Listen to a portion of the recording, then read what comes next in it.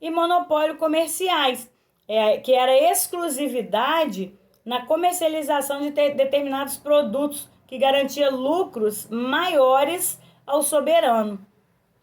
Essas estratégias políticas e econômicas adotadas pelos governos da época foram difundidas pela Europa, com a formação dos estados absolutos.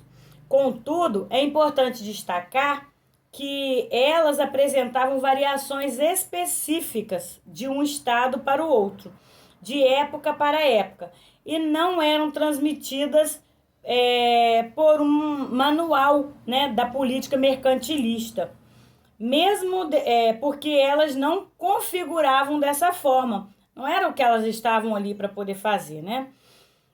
Essas práticas observadas na economia da Idade Moderna foram identificadas assim, com um conjunto de medidas apenas mais tarde, então que elas foram vistas por estudiosos, né, do século XIX. Na Espanha, as práticas mercantilistas, elas se caracterizavam pelo metalismo ou bulionismo, em que se visava a estocagem de lingotes, tá? De ouro e prata, ou pela adoção da teoria dos contratos, segundo a qual todo o valor das mercadorias que saíssem da Espanha, elas deveriam retornar em forma de metais preciosos ou de moeda. Ele saía e eles deveriam retornar em forma, né, ou de metais preciosos ou de moedas, né? Na França, essa prática ficou conhecida como colbertismo, né? Esse termo provém do nome de um ministro do rei Luís XIV, que era Colbert, o qual intensificou a prática do industrialismo que havia sido iniciado pelos seus antecessores, né? Que era o ministro Richelieu, tá?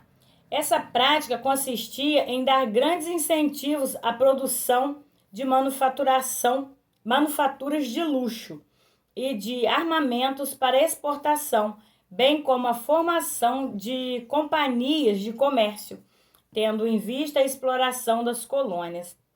Na Inglaterra, o governo deu considerável incentivo ao desenvolvimento da construção naval e a navegação propriamente dita.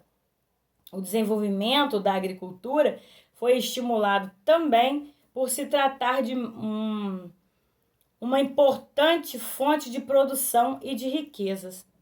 Outro fator relevante na Inglaterra foi a política protecionista adotada entre a relação ao setor têxtil, tá bom? Que proibiu-se a exportação de lã, matéria-prima para a produção de tecidos. Olha só. Aí com essa proibição, o que acontece, né? A Inglaterra, ela garantiria a quantidade de lã necessária para produzir ela mesma os tecidos, porque ela exportava e ficava sem a mão de obra para ela. Não era interessante, né? Tinha as pessoas ali, tinham os fabricantes, mas não tinha a mão de obra. Então ela resolve parar de exportar e ter para si esse material para poder ser produzido lá mesmo.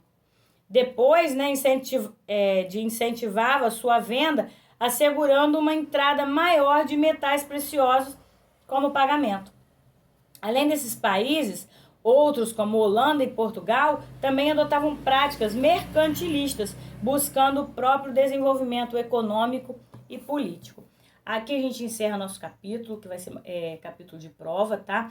Nós temos atividades no livro, da página 32 e 33, tá certo? Na página 30 também a gente tem aí para a gente colocar se é Portugal ou Espanha, tá joia? Um beijão, fiquem com Deus, até a nossa próxima aula.